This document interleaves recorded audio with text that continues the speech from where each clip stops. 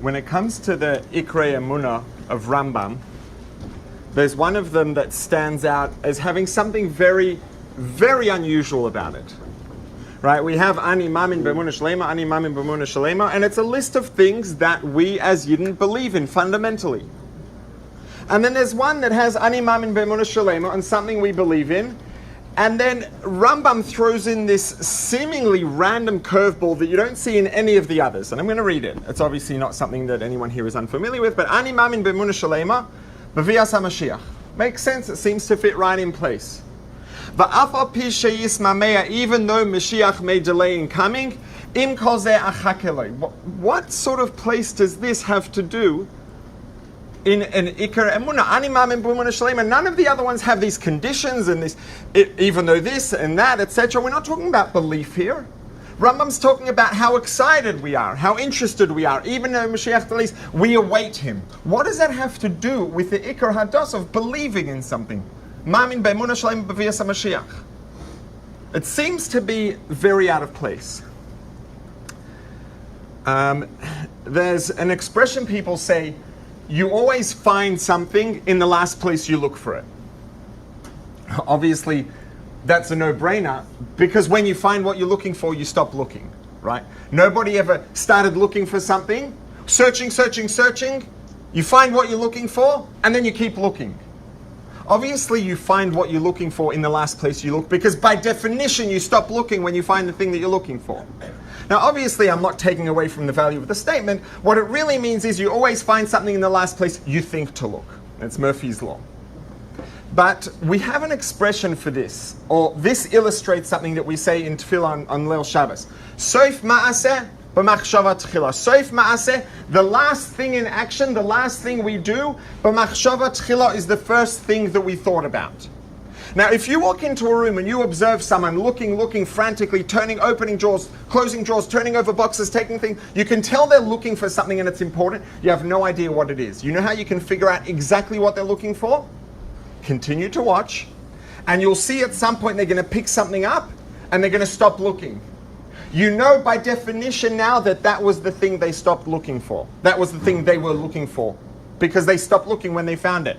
Now, what were they thinking when they started looking? Were they thinking, oh, I want to open all my drawers and see what I can find? No. Did they say, I'm going to turn over everything in my house? No, they said, I need this thing. First thing you think about is the objective. You think about the objective. This is the thing that I want. Then you think about the process. What do I need to do to get the objective? What do? You do the process and you get to the objective. And you can break it down further. Just very simple, basic, mundane example. You wake up one day, you have a taiva for ice cream. You want to eat ice cream, you have to buy ice cream, which means you need to be in the store. It means you need a way to get to the store. It means you need to get up off the couch and get in your car and drive to the store. It also means you need money, so you need to get a job. So the first thing you think about is ice cream. Then you think ice cream store, transport, money, job. What do? Job, money, transport, store, ice cream. The order in which you execute is literally the direct opposite of the order in which you thought. By definition, soif ma'aseh b'machshava tchila, obviously, because machshava tchila, the first thing you think about, what do you think about? You think about the thing that you want, the thing that you're interested in, the objective. Then you think about how are you going to achieve your objective. You think about what's the process. And within the process, you also work backwards. Then, in action, when you're executing on that, you work forwards. Process, and you reach the objective. Anytime you watch someone going through a process, if you want to know what the objective is, you keep watching. When you see where they stop, you know that was their objective. Sometimes in life it can happen, and it's not so uncommon that we're searching, trying to reach something, we get the objective, and then we keep on going. Why? Because we ourselves misunderstood what our objective was. I thought that this was going to bring me satisfaction, this was going to bring me happiness. I wasn't searching for the thing I thought I was searching for the experience of satisfaction, the sense of purpose that I thought it would give me. I may have been wrong, so I'm still searching, but I'm not searching for the thing I thought I was searching for. I'm searching for the thing I thought it would give me. So I misunderstood my objective myself. But the first thing we think about is objective. Then we think about the process, then we go through the process, then we get to the objective. Soif ma'aseh machshava tchila. It's not some ethereal, Kabbalah-dika rule, it's very basic common sense. So if Maaseh, the last thing you do, by definition, will always be the first thing you thought about. Because you think about the objective, you work towards reaching the objective. And this explains something a little unusual that we see in a Medrash Yalkut Shimoni. So we have the second pasuk of Torah Shebechsav, V'ha'aretz ha'yisasoyu v'ha'voyu, v'cheshech al pnei etzahoim, v'ruach elikim rachefes al pnei hamayim. The spirit of HaKadosh Baruch Hu was hovering above the water. Yalkut Shimoni says, what's ruach elikim? Zeh ruchai shel Mashiach. So Mashiach might have wanted to maybe look in his calendar and realize he's going to be hanging around for a while. Mashiach needed to be hanging around, hovering above the water, waiting.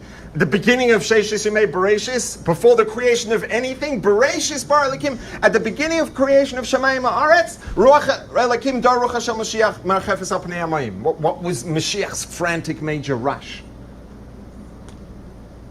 But now, with this in mind, with Sof Ma'asev Machshava Tchila, we know that as Klal Yisrael, we have been working for millennia, and we daven more than a dozen times a day. We ask the Eibishter to bring Mashiach, and we work day in, day out to bring the world to Mashiach, to make Mashiach a practical Gashmiistic reality. This is what we've lived for, what we've davened for, what we've thought about for millennia. And this is the reason HaKadosh Baruch Hu created the world. So because this was the objective, the Sof Ma'aseh Machshavat Tchila, of course it was on HaKadosh Baruch Hu's mind when the world was created. That was the reason he created in the first place. So obviously Ruchai Shel Mashiach was present. Ruchai Shel Mashiach was built into the fabric of creation. It's built into the fabric of the universe. It's built into the fabric of each and every one of us as an individual, because that's why we're here. That's the objective, and the objective is in mind right the way through. It's always at the forefront of HaKadosh Baruch Hu's mind. Mela, when HaKadosh Baruch Hu created the world, Bereshis Bar Elikim, Ruchai Shel Mashiach, Merachefes Al Pnei Hamayim, because that was the whole point of everything in the first place. Now, to talk about the impact this has on us, or an impact that it will have on us, I want to talk about another one of the things that Chazal say is the objective, another one of the purposes that HaKadosh Baruch Hu created the world. Another one that Chazal says is to give us the opportunity to be shutfim in Ma'aseh Bereshis. HaKadosh Baruch Hu created the world and put us here as a tova, as a chesed, teva hatov lahitiv. HaKadosh Baruch Hu is tov. He wanted to give us the opportunity to be shutfim in Ma'aseh Bereshis, to be able to become kaviyachol creators, to make a difference, to change, to improve the world that he created. And because this is why we're here, it's built into us, the Eibishter built into us so deeply, into us biologically and physiologically. That's why we're here, to be the HaKadosh Baruch Hu's partners in creation. And you see it, practically speaking, one of the most powerful things we can do for ourselves or for someone else, for a peer, a friend, whatever it is, a student in school. It's definitely a profound thing for Talmidim. If you want to help boost someone's confidence, boost someone's self-esteem, boost someone's overall well-being, one of the most powerful things we can do is get them to be productive, to do something that makes a difference. Why? Because that's why we're here. We are wired to be driven, to be shutfim in Ma'aseh Bereshis, to be productive, to make a difference, to make a change. So when we are productive, it changes our whole demeanor. It changes our whole mindset. It changes our physiology. It changes the levels of different hormones in our blood. It's an extraordinarily powerful thing, and it affects every part of us, because that's why we are here. And alachas kama v'kama, just imagine when this purpose of creation of Dar Ruchai Shel Mashiach, which was here, present in the world from before the very first instant of Ma'aseh Bereshis, Ruchai Shel Mashiach was here, because that's why the world is here, that's why the universe is here, and that's why we're here. How deeply this is built into us and into the entire universe. Just imagine that existential satisfaction that we're going to experience when that becomes a reality, when that purpose comes to fruition, the sense of satisfaction. Repeating, I don't have a better word, it's not good enough, but this just how fulfilling it's going to be to experience that. That's one part of this picture. Another part of this, I want to come from a bit of a different angle. Just imagine that someone's describing the scene in this room. Someone's writing a novel. And this is a scene, this is the opening scene of a novel. And there's a room full of B'nai Torah sitting, and there's a man at the front, and he's talking, and he's waving his hands around. And in front of him, there's a black pen hovering 5 feet. In front of him, there's a black pen about 5.5 feet above the floor. There's nothing incorrect about what I just said. But it's very incomplete description. If you read that description, you read that novel that there's a room full of people and there's someone at the front, and in front of him there's a pen 5.5 feet above the floor, you're probably going to visualize it hovering there in midair, because that's what I said, there's a pen there. Now that's not incorrect. I didn't say the pen was there by itself.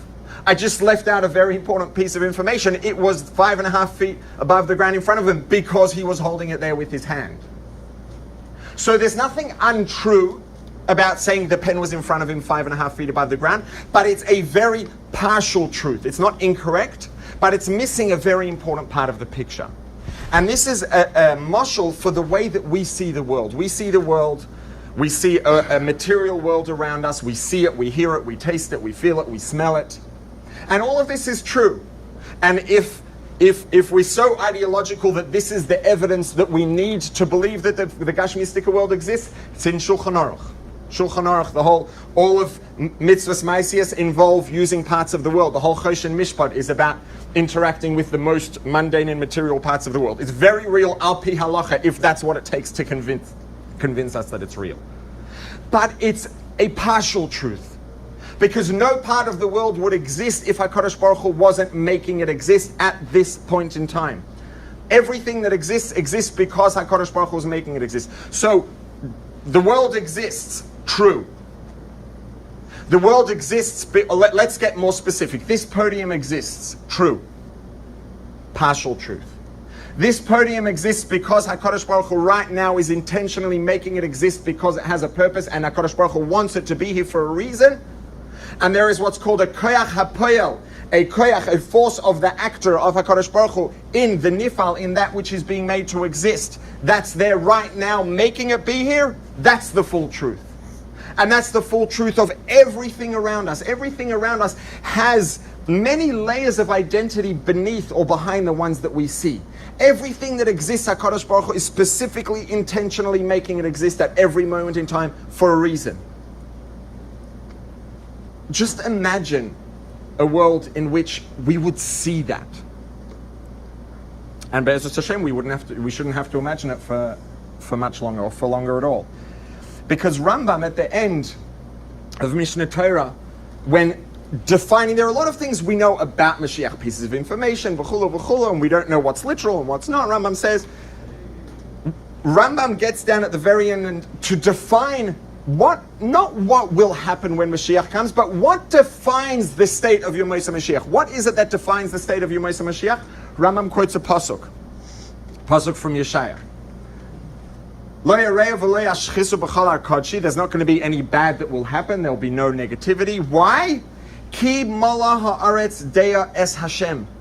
The world will be filled with recognition of Hashem. If we looked around and we saw money and we saw that HaKadosh Baruch Hu making it exist, everything we looked at food and we saw the koyach of the Eibishter making it exist, and the purpose and the reason why the Eibishter is making it exist, and we saw that in every single part of the world around us. You know, the reason the world's going to be perfect in Yom Mashiach, it's not because HaKadosh Baruch Hu is going to come and magically make everyone all of a sudden behave. That would defeat the purpose. Could do that now. What's going to happen is Mola haaretz deya es Hashem. These are the words of the Navi. The world will be filled with recognition of Hashem. We'll see the full truth. We won't just see the partial truth we see now. We'll see all the layers. We'll see the koyach of HaKadosh Baruch Hu in everything. We'll see the purpose of HaKadosh Baruch Hu in everything. And, you know, people talk about when Mashiach comes, our only interest, Rambam says that all we're going to be interested in is HaKadosh Baruch Hu, Torah, mitzvahs. You know, and people today, people who, you know, are, let's call it, you know, being realistic, will say, you know what, honestly, I don't know how excited I am. I kind of enjoy my food. I kind of enjoy my house and my car. I don't want to lose interest in all of that. What they're missing is, you're not going to lose interest. HaKadosh Baruch Hu is not going to take your interest away. HaKadosh Baruch Hu is going to give you something that's going to be so unfathomably incredible that it's going to overwhelm all of that, and it's not going to be worth anything to you. It's like a little kid that has a lollipop, a candy, and you offer him a $100 bill, and he says, I don't want the $100 bill instead of the candy, I want the candy. You can buy as many packets of candies as you want with a $100 bill. I want my candy. That's the same thing. So, La'asid Lava Yemaisa Mashiach, we're going to see the purpose and the full truth in everything. And combined with that, we're going to have this unimaginable existential satisfaction of fulfilling the reason that we were created, fulfilling the reason that the universe was created, fulfilling the reason that Zman and Makom were created, all for Yemaisa Mashiach. And now, keeping all of that in mind, it makes a lot of sense. Rambam says, Ani Mamin Be'emunah Shalema B'Viyas HaMashiach. What does that mean? Afal pi sheyismamea, even though Mashiach may delay, im kol ze achak eloi, I await him. Because if someone understands what Yemaisa Mashiach means and doesn't await it, it pretty much means they don't really believe. If we believe in something of that value, we believe that it's true and we understand what it's worth, of course we're going to await it. Of course we're going to beg the Eibishter for it every day. We're going to want it now.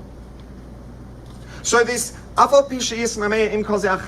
not a random curveball. It seems random because it's very out of character with the rest of them. But in a way, it's defining what Ani Mamin Be'emunah Shalema B'Viyas HaMashiach means. If we really believe in Mashiach, and it's true, if we have any sort of concept of what Mashiach means, we will be waiting. So it's not random at all. It's defining what the emunah and the degree, or what a, let's say perhaps, ulai yesh loimar, satisfactory emunah in Mashiach is. A satisfactory emunah in Mashiach means if we believe in it, we're going to want it desperately. And Be'ezras Hashem, we should be zoiche to experience all of these things ba'enei basar, take of me on mamash. Good evening.